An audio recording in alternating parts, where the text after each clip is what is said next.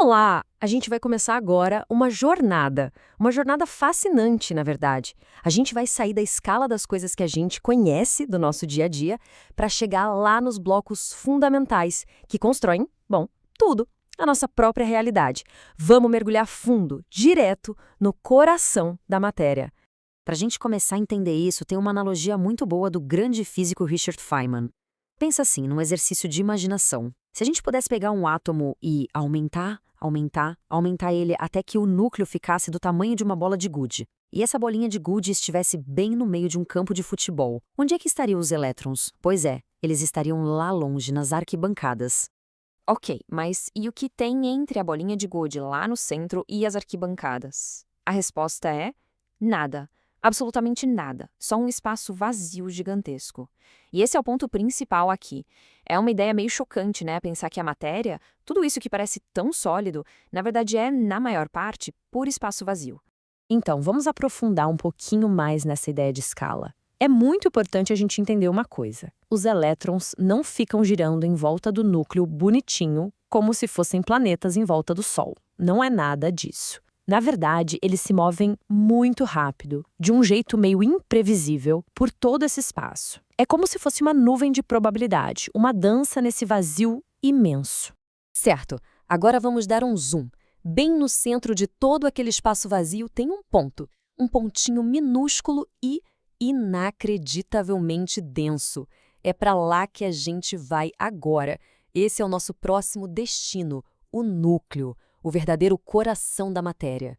E o que é o núcleo exatamente? Bom, ele é esse centro super denso do átomo. E aqui tem uma coisa bem curiosa, um paradoxo mesmo. Ele ocupa uma parte minúscula, quase nada do volume do átomo, mas, ao mesmo tempo, ele concentra praticamente toda a massa. É um contraste, nossa, impressionante. E o que tem dentro desse núcleo?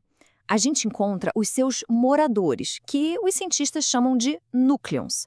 São basicamente de dois tipos, os prótons e os nêutrons. São essas duas partículas que dão a massa e as características para o núcleo. Vamos começar falando do próton. A primeira coisa a saber é que ele tem carga elétrica positiva. Mas o mais importante sobre ele é o seguinte: o número de prótons é o que define que elemento químico é aquele. Funciona como uma carteira de identidade. Por exemplo, qualquer átomo no universo que tiver 6 prótons vai ser, sem exceção, um átomo de carbono. Fazendo companhia para os prótons, a gente tem os nêutrons. A massa deles é bem parecida com a do próton, mas como o nome já entrega, eles não têm carga elétrica, são neutros. E a função deles é crucial. Eles funcionam como uma espécie de cola que estabiliza tudo, sabe? Eles impedem que os prótons, com suas cargas positivas, se espalhem e fujam uns dos outros. Pois é, e isso que acabamos de falar leva a gente para um mistério, um grande mistério cósmico. Pensa bem.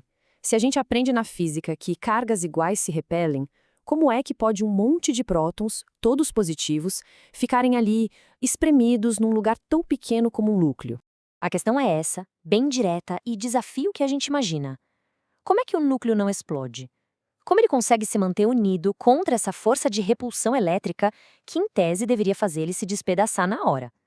Bom, a resposta para isso está em uma das forças fundamentais da natureza. E a resposta é a força nuclear forte. E o nome já diz tudo. Ela é simplesmente a força mais poderosa que existe no universo. A intensidade dela é tão, mas tão grande, que ela vence com folga a repulsão elétrica entre os prótons. Só que tem um detalhe, uma condição. Ela só age em distâncias muito, muito curtas. Exatamente a distância que a gente encontra dentro de um núcleo atômico. Mas essa nossa viagem de zoom ainda não acabou, não. Por muito tempo, se achava que os prótons e os nêutrons eram o fim da linha, partículas fundamentais. Mas a física foi lá e descobriu que a história vai mais fundo. Então vamos olhar o que tem dentro deles. E aqui a gente chega numa descoberta bem surpreendente. Aqueles prótons e nêutrons, eles não são indivisíveis, não. Eles mesmos são formados por partículas ainda menores, ainda mais fundamentais. Essas partículas são os quarks. Hoje, eles são considerados partículas elementares. O que isso quer dizer?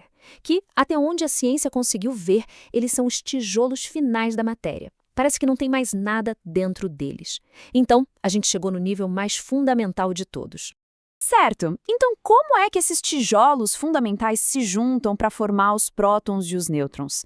Acredite, é uma receita até que bem simples, que usa só 2 sabores de quarks. Os físicos chamam eles de quarks up e down. E a receita é bem específica.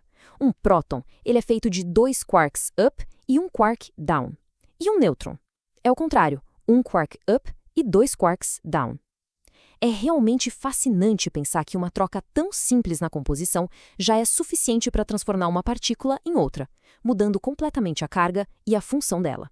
Agora, tem uma regra bem esquisita sobre os quarks. Eles nunca são encontrados sozinhos por aí na natureza. É como se eles vivessem presos, confinados, sempre em grupo, mergulhados num verdadeiro mar de outras partículas que mantém todo mundo junto. E quem são as partículas que fazem essa colagem? São os gluons. O nome vem de glue, em inglês, que é cola. Bem apropriado, né? São eles que carregam aquela mesma força forte que a gente falou antes. Só que aqui ela age dentro dos prótons e nêutrons para literalmente colar os quarks uns nos outros com uma força absurda. E assim a gente completa a nossa jornada até o coração da matéria. A hierarquia é essa. A gente começou com a matéria comum, como uma maçã, depois foi para os átomos que a formam, demos um zoom no núcleo minúsculo, separamos ele em prótons e nêutrons e finalmente chegamos nos quarks. Estes são, até onde sabemos, os blocos de construção mais fundamentais de tudo o que existe.